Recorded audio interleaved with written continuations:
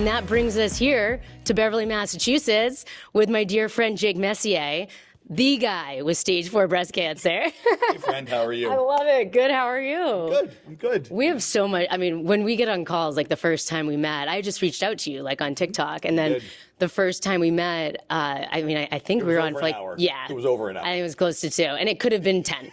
And I think about this morning, you just called me this morning, which was probably meant to be like a 3-minute check-in. I think we talked for another hour then this morning. Yeah. So yeah, it happens. And you were like, let's just save some of this for the podcast.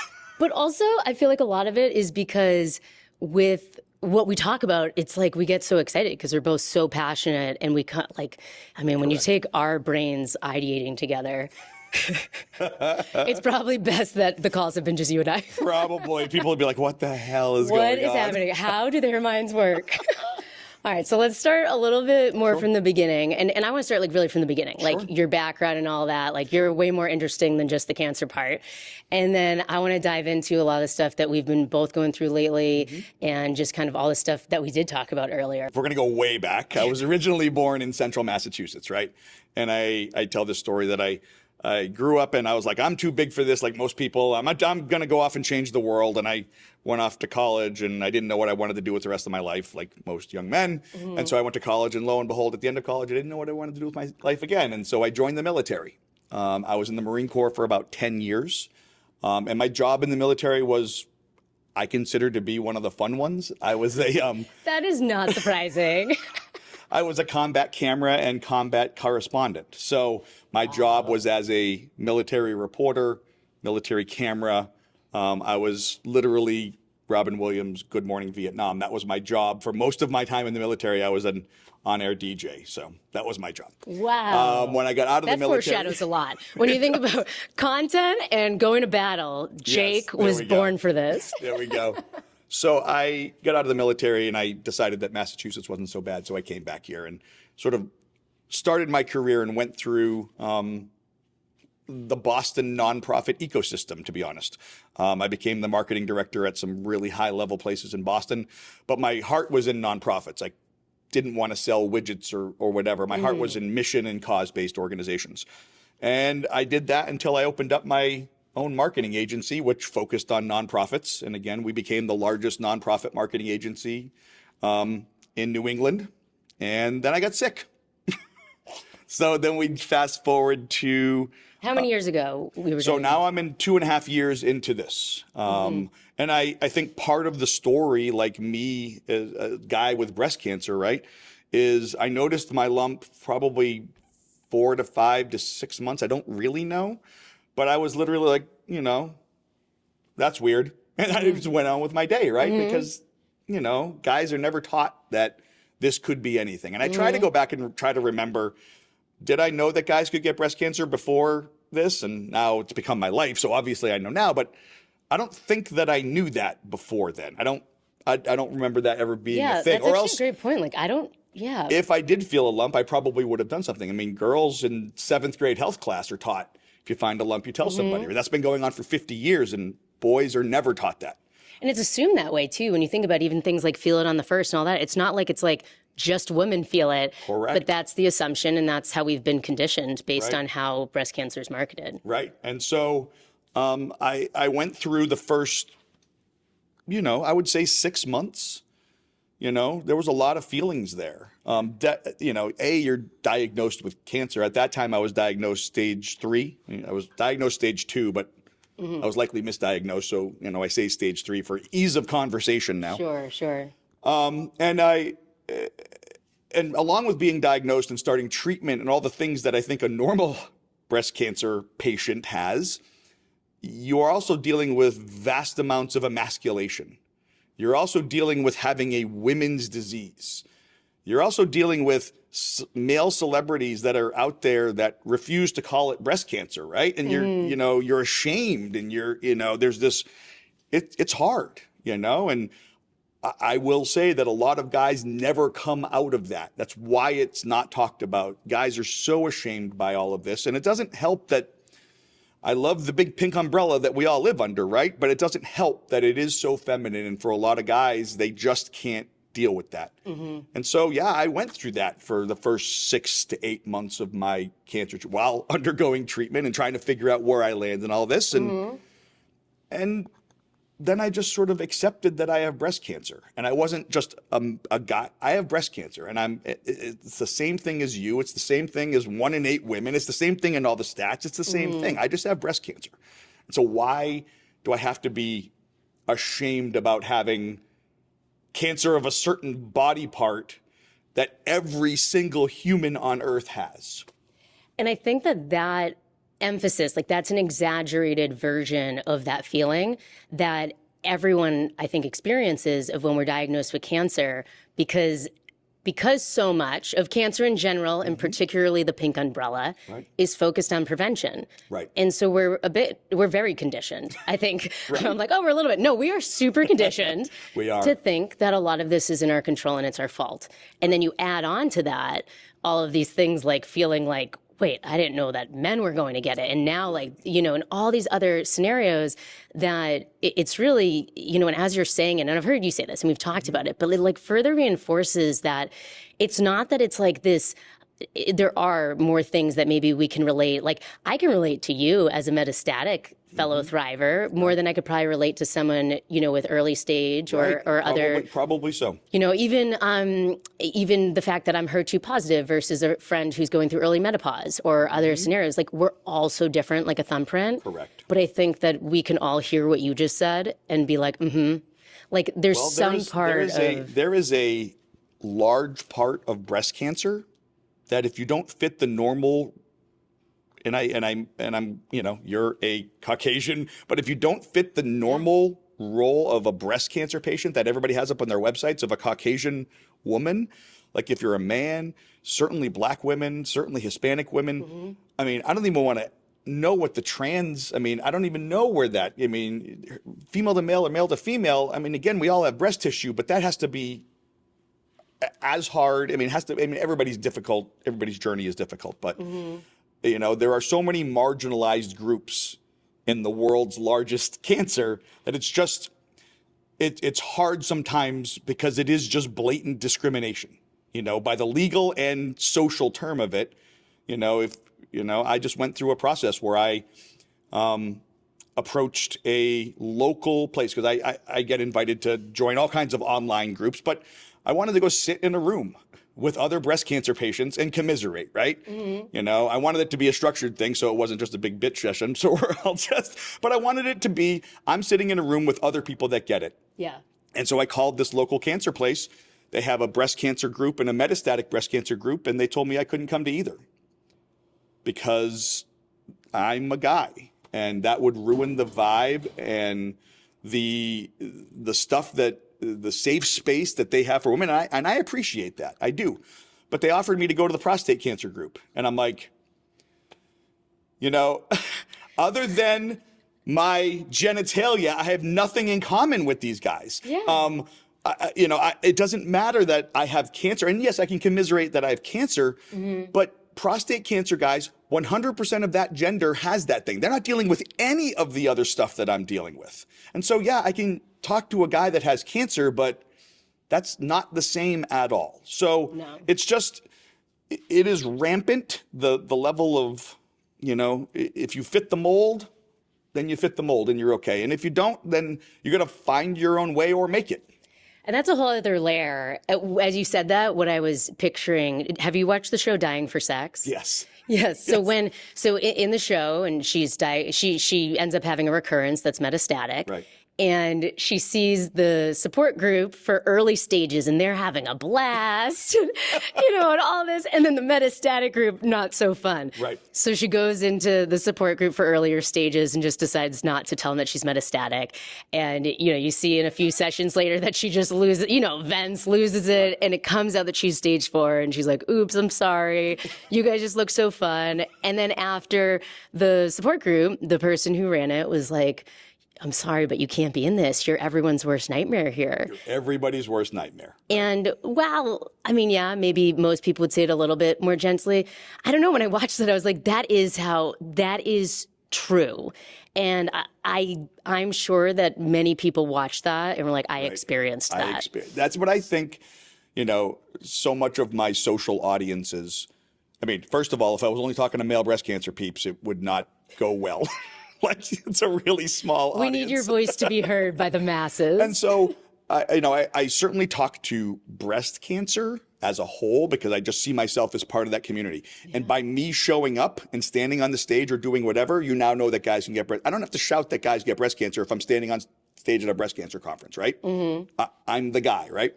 I've also taken that I now am resonating a lot with the cancer audience, the big cancer audience. Because if you've got a rare disease or if you've got something that is, I say this all the time about, have you ever heard of,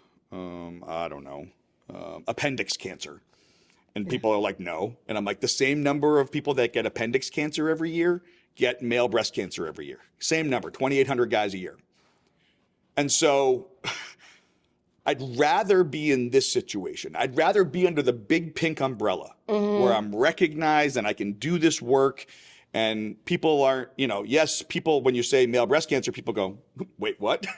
But if you say, some of these other rare things, people are like, wait, I don't even know what that part of the body is. And so believe me, I am happy a lot of the time to be under that big pink umbrella. We don't have to do the grateful bullshit here. It does provide me with the ability to talk to an audience, right? But yeah, sometimes the pink umbrella can close. And I understand that. Like in October, there's a lot that I embrace because that helps us spread awareness. Sure. And there's a lot that is just so infuriating. And I think, male, female aside, the metastatic part has been a black sheep of breast cancer for a long time. And I think that a really hard thing on balancing it. And for those who don't know, I mean, metastatic breast cancer gets maybe 2 to 5% of funding on average of all of the funds that you see. So put that into context. I'm just going to say the really hard things out loud. Yes. 95% of the research dollars goes to the people that are going to survive this anyway. 5% of all breast cancer money, and 5% I think is being really generous. Yes, that's on the high end. 5% is being really generous. That means 5% of the money goes to the disease that's actually going to kill people. It's nearly come on. Nearly 100% of breast cancer deaths happen in stage 4. Right. But there's two pieces that I think are very evident to me after living with this for nearly 5 years, is that we don't talk about enough because, again, we're everyone's worst nightmare. Right. So it's to take it, and we're both, we love marketing and branding these things. Right. So part of it is I get it. They've taken all this time to create the most marketed cancer probably out there. Correct, it is. And they've taken something really sad and scary and turned it into a really great camaraderie and community for most people involved. A lot of times I think now that we're in it, a lot of it is really for the people outside of it, like the supporters and the family. And I think that that's so important too. It's just different for. I mean, you and I did the Komen Walk in Boston last year, and that was a really beautiful experience. And I love Komen for everything that they do. But sometimes the big organizations, they just have to be reminded that metastatic patients exist. I mean, we were standing there. Well, we were. You and I were at the front of the line. Holding this metastatic sign. Everyone I think there was 2 other people there. Or maybe there was 1 other metastatic patient. This is the Komen Boston Walk. There had to be 5,000 to 7,000 people there. There was 3 of us, and 2 of us are sitting in this room right now. Yes, and believe me, I was the only guy. I mean, I show up every breast cancer conference, and I'm the only guy. But you and I were walking up front, holding our little metastatic sign. Do we have friends? Yeah. It's so true. And if you remember, the one young lady, she was younger than certainly you. She said, I wasn't going to go and walk, but because you guys were there, I decided to go and do it. I think that's a typical metastatic, like they're just so who did join us down. Right, like it's just like never mind, I just went. But she found a little community, there was 3 of us, but we were our normal selves, and bubbly and all the things. And she was like, man, I could and she walked with us. So I mean, that was really powerful that she was like, hey, I'm going to do it. And I wasn't going to do it before. So. Absolutely.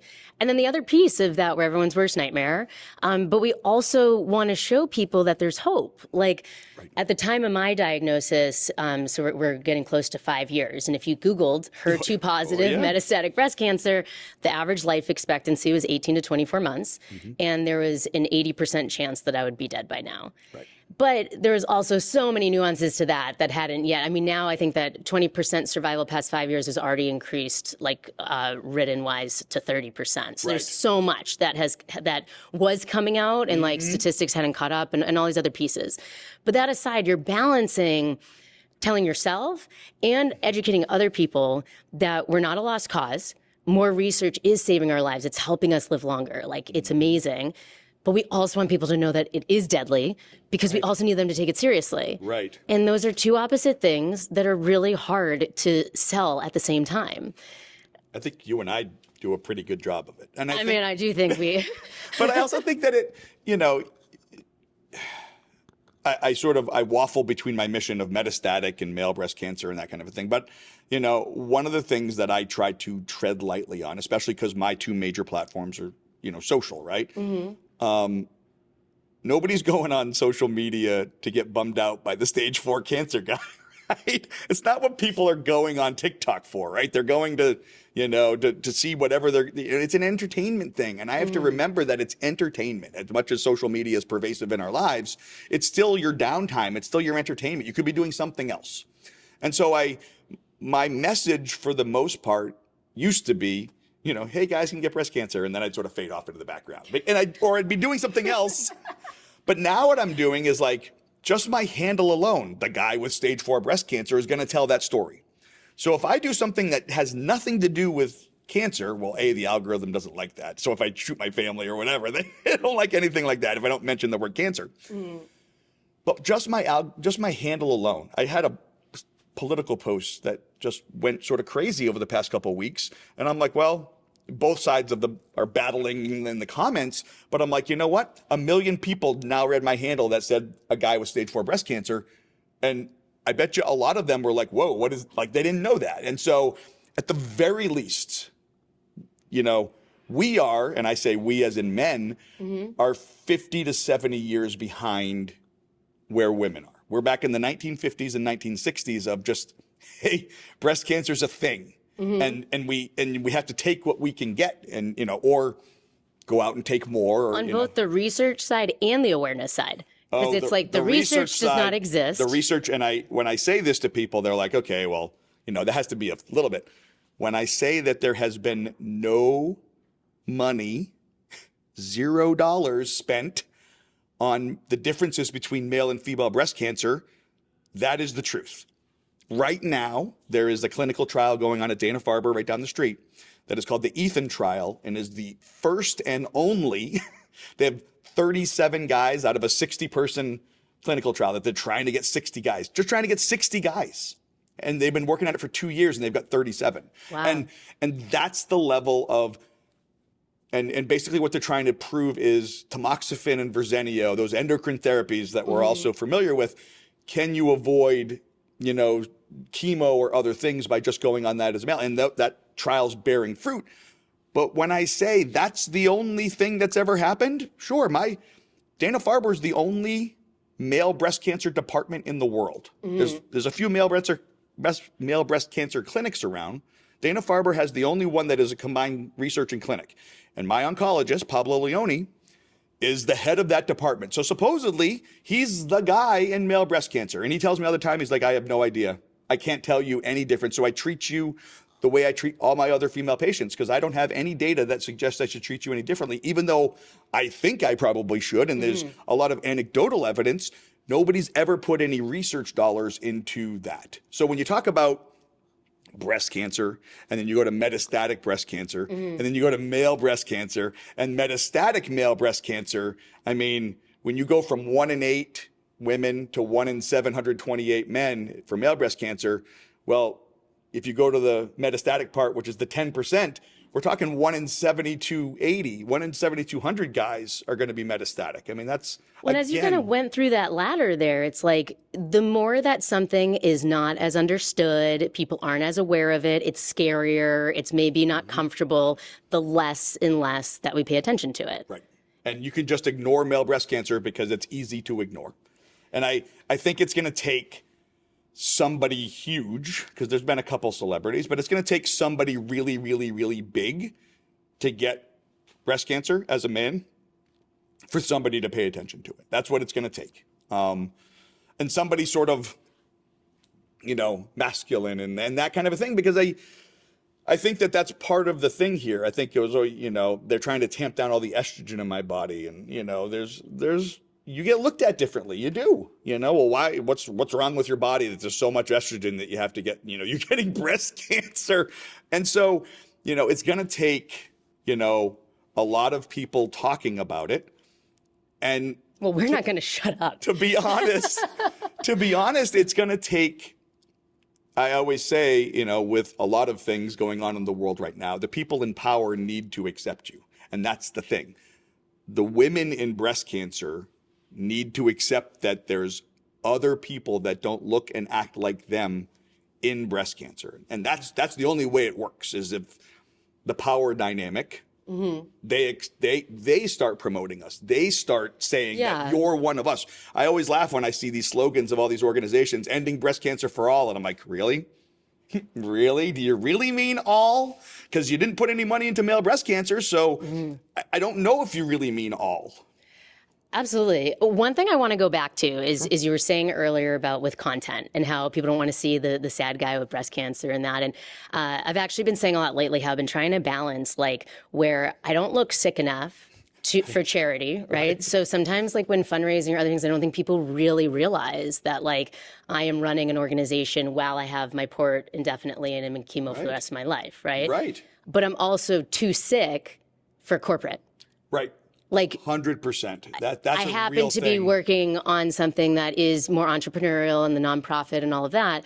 But if I went back to my normal career right now, not that they necessarily wouldn't take me, but I wouldn't have the same opportunity. Yeah. I'm very high risk. So we fall in this slot in between of no man's land where it wasn't built before that we survived. No. And we're catching up to all these things and navigating it ourselves. But the point I wanted to go back to was with content and how you talk. Right now, the way that we're talking to each other, get rid of the mics, is how we have conversations. True.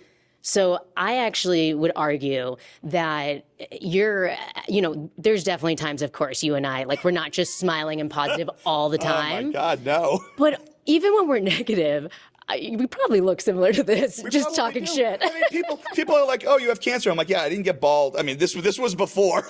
I actually lost my beard during cancer, which was a weird thing. I mean, a lot of people they obviously women lose their hair, but I lost my beard, and I think that's the thing about it's you and I are. I want somebody to be, and this is one of my messages on my. I want somebody to be able to watch my journey.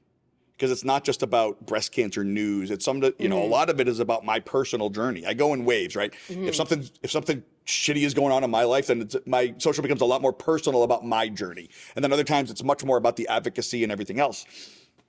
But I want somebody to be able to go through and say, and this has happened multiple times where somebody will go through and say, I watched the past year of your TikToks and they went back and they were liking things from a year ago. And now I'm much less afraid to start my chemo, to go in for my thing or whatever. I'm less afraid because you showed me all the aspects of what you went through. And not in there's so many people documenting their journeys on social, literally tens of thousands. And so many of them are just capturing the worst parts of their journey. And look, cancer sucks. I mean, your shirt says it. But it is all dependent on how you view the world and how you view yourself and how you view your worth and all those things. And so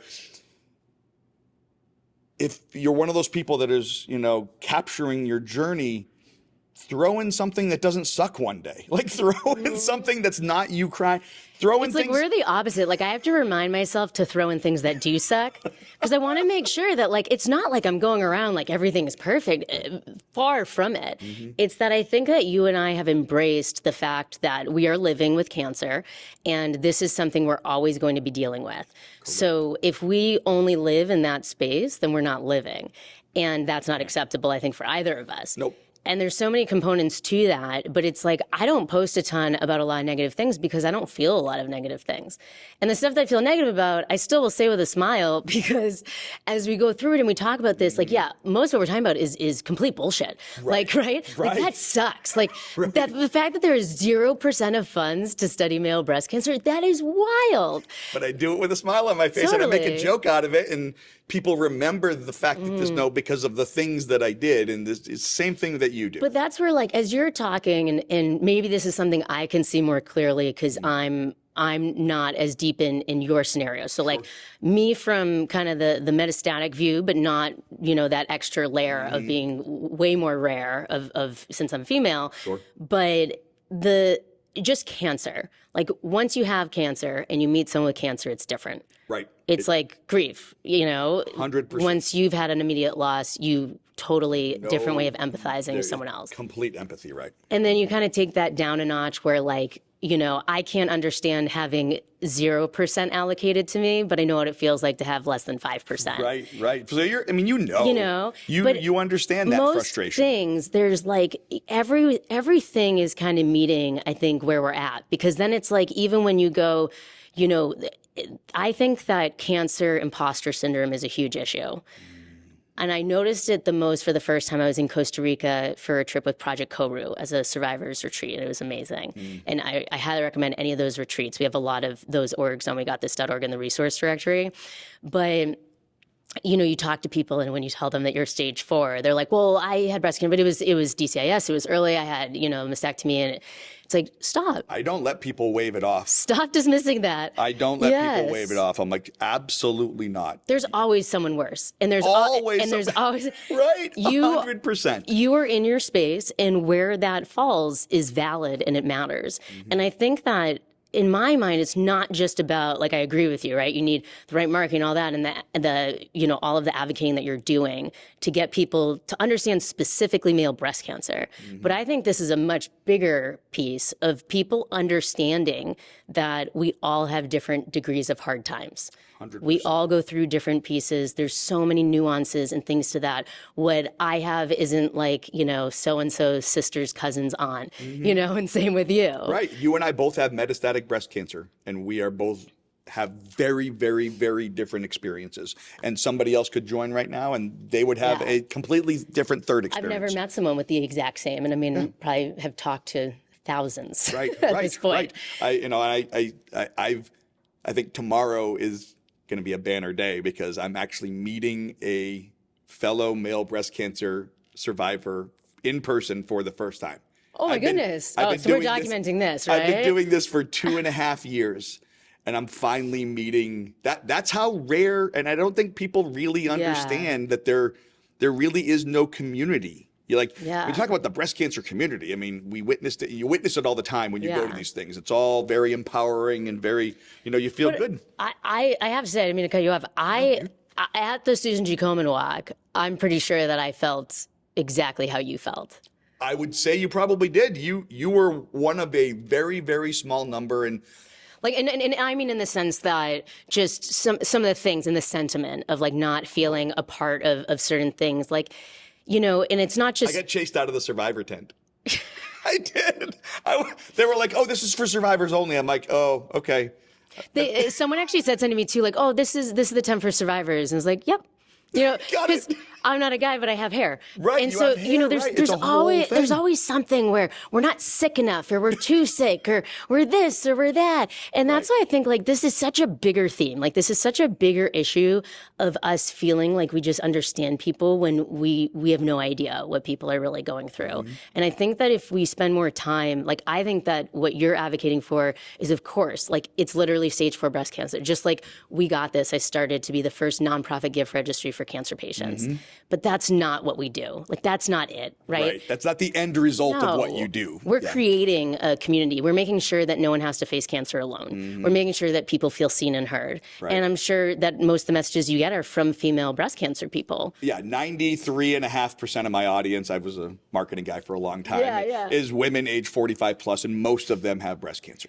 And that's the piece very that, small number are the male community. And that's the thing. I think that it's so important, this piece that you're advocating for, because not enough people are doing it. Barely anyone is doing it. But you're also helping more than that, because you're making people feel seen. I want people to feel like I'm not doing anything special, especially, I get reached out to dozens, depending on the week, hundreds of DMs and stuff like that. And I'm at the point now where I can't talk to everybody. I have my OGs that have been with me literally since the beginning, and I talk to them.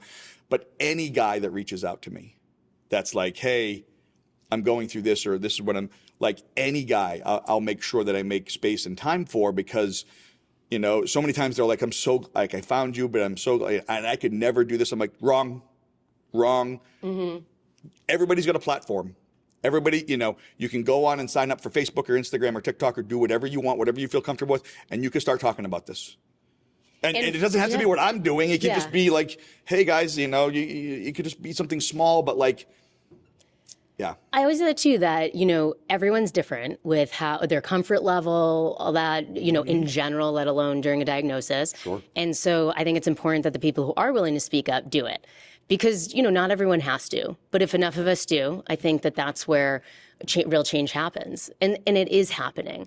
That's the piece, is a lot of this is happening in such a short period of time. You're 2.5 years in. I'm almost 5 years in. We're newbies in a lot of ways. 100%. I mean, I look at you and like, man, you're double me. But, you're right. And then my friend Annie, Annie Bunn, she's 10 years 10 years in. I look at that going, that's what I want. I mean, I want to be, 10 years in. And Annie looks at people, I'm sure, that are 20 years out, and those are goals. Oh yeah, we were at an event one time, and this woman, and I forget her name. Andy would know it. I'll check her there, but like walks by, and Andy's like, "She's 18 years," and we were just like, right. And it's funny because, how old are you? 38. Okay, so you admiring somebody that is whatever, would be older, like 56. I mean, or 13 more. Like that's not. I'm going to tell you right now, being 55, like that's not that old. And so when you start looking at people and you start admiring their longevity, I think people need to put that into context. That we're admiring people that are like a 15-year metastatic survivor is a unicorn. And mind you, she had a walker, she had ailments. It's not like, there's definitely things. But when you think about how, when she was diagnosed, if it was as much of a death sentence when I was diagnosed 5 years ago, then it was unheard of to, and right. 18 years things that can happen, the things that progress, but then also how we're so different. Because even with the research with female, I mean, my friend Bethany, she's the cancer guru. Yes. Or my guru. Oh my God, I'm messing up her handle. Sorry, Bethany. I love you. My cancer guru. I think it's my cancer guru, right? If not, we'll fix this. Love you, Bethany. Chemo brain. But she just was going to start Xeloda.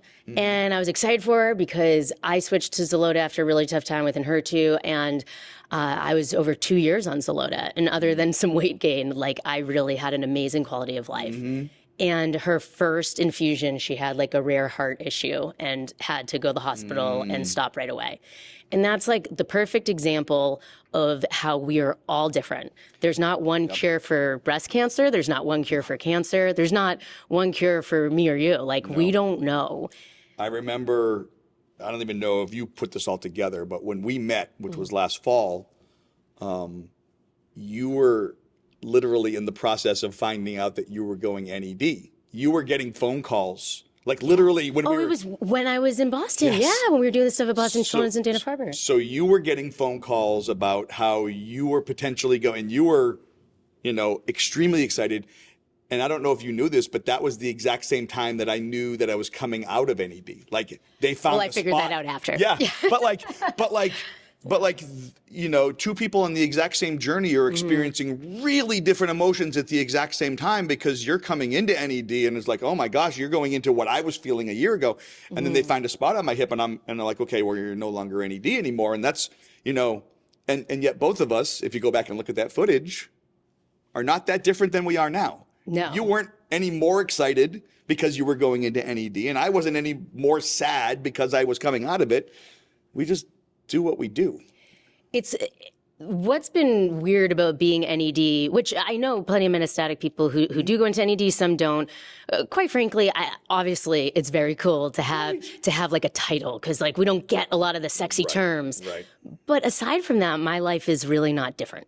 And I don't think people realize that. And yes, I'm excited, but also it doesn't really change anything. Like I still have to get infusions every 3 weeks. I still have cancer. Right. I can't stop doing this.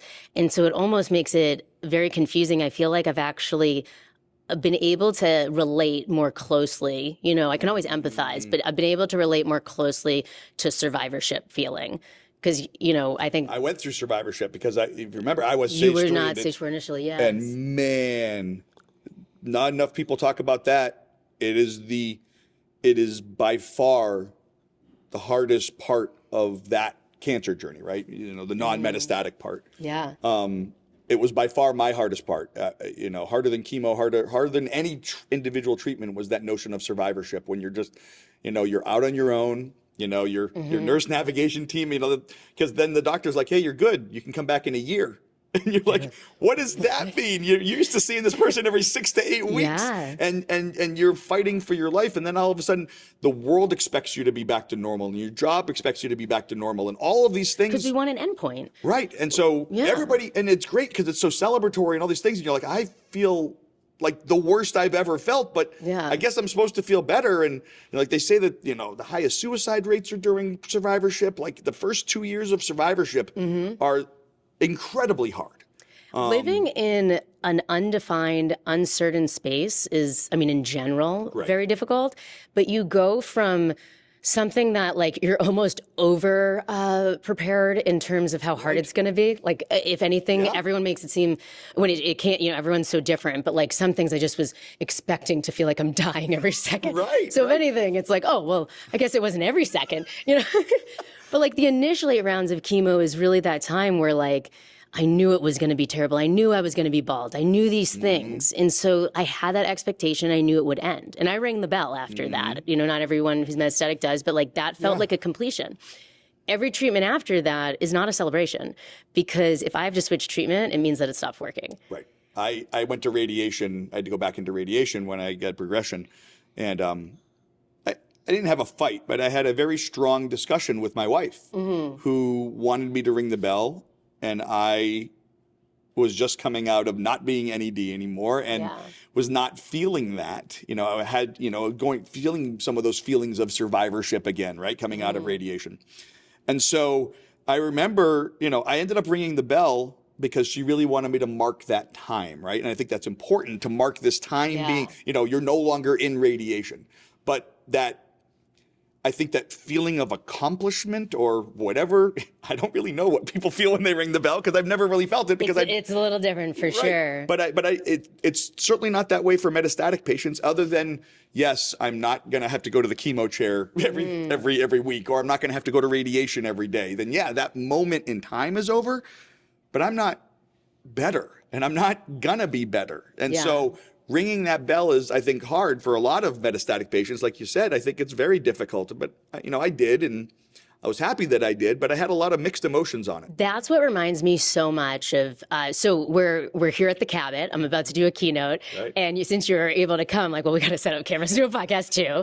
And now you're also coming on stage for the Q&A. No, I'm so excited. And I think about times, today's also would have been my brother's 42nd birthday. We lost my brother a little over 10 years ago to addiction. And I think about grief. I think about diagnosis, ringing the bell. Like, we're really good at identifying moments.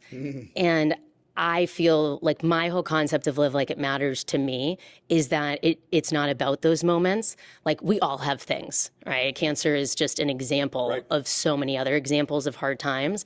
We all have things. If you don't have something, congratulations. Congratulations. You can borrow ours as an example. I got a couple that you can take. Yeah.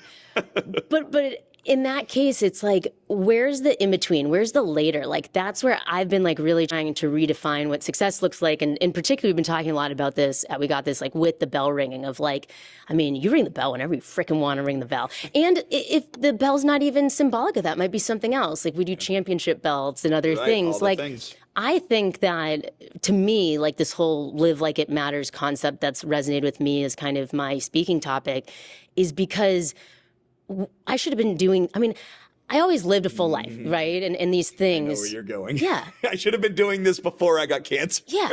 And the difference, I think, because, like, I mean, people who know me, like, I went skydiving when I was 18. Like, I did, like, the bucket list things. Like, I went ice climbing. I've lived a crazy life. And I think you and I have a very similar, we've lived an outrageously unique and engaging life, right? And there's like an in-between of like eat, pray, love, and like F it and do anything, and like following in line to everything you think you're supposed to do. Right. But it was once I was diagnosed that I realized, like, I can actually do whatever I want because I'm giving myself permission and no one's gonna like try to stop me. It is pretty great because I tell my wife all the time, I'm like, I'm just gonna do that because who's gonna tell the stage 4 cancer guy no? Like, I'm just gonna do it, and I certainly use my powers for good. I don't use that in an unethical way. Well, I like to take people with me. I really like the saying, like, it's not lonely at the top if you take people up there with you. Mm-hmm. And I feel that way in this too. It's fellow thrivers in the cancer community and all that, and we can relate and resonate in a totally different way. But it's also like taking my friends and my husband and the other people, and like, if I'm rappelling off a building, like, you guys should come do it with me too. Right. No, I agree. And I think that us finding each other and the right people like Annie and other people that you've introduced me to on the West Coast, but finding the right like-minded people only helps me personally when I'm not on camera, when I'm not doing this, when I'm not on the Jake show and all the other things, right? Yeah. That's the community that I cling to. It's the other people that are making the best out of a really shitty situation. Mm-hmm. And not only making the best of it, but like truly, like, you don't have this disease. You're making the best of it. You're making the true best of it. Mm-hmm. And I applaud you for what you've done with not only We Got This, but, standing on that stage and all the things. I mean, I really do. I applaud you because I'm pretty sure I wouldn't be here as literally the unicorn of an entire disease if I didn't have, I wouldn't be this confident, I've always had confidence, but I wouldn't be this passionate about making sure other people understand.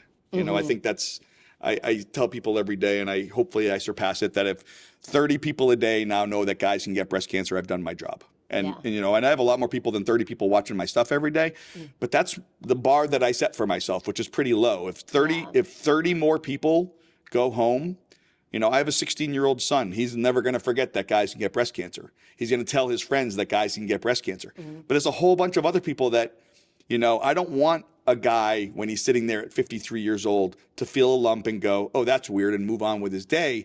I want him to go and get checked out because he's heard somewhere along the way that guys can get breast cancer. That's what I want. Absolutely. I love that. So one thought that I'm like, hopefully it comes out the right way because I'm visualizing this and what we've talked about throughout this whole conversation and what I've known from us discussing is that there's this really small piece over here, right? The one in how many? 728 men who get male breast cancer or breast cancer. They get breast cancer. Men who get breast cancer. Men who get breast cancer. Let's not even call it that. Right.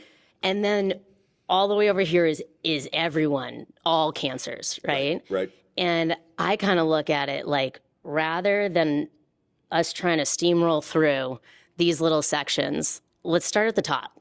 Like, when I started We Got This, everyone was kind of like, and I know from going to business school and all that, like, you don't make your target demographic everyone. It's really hard if you do. It's hard if you do. And so I kept narrowing it down and all these things. And here we are, years later of this existing. And I've come to this realization that you can and we have to. It has to be about everyone. And I truly believe that we can make it that way. Mm-hmm. And I think that everyone deserves to be seen, and your story is going to resonate with someone that it might not even be cancer. It might be something totally different. Yeah, you're feeling, it doesn't have to be gender related. You're feeling like you're at a very, very small part of a community.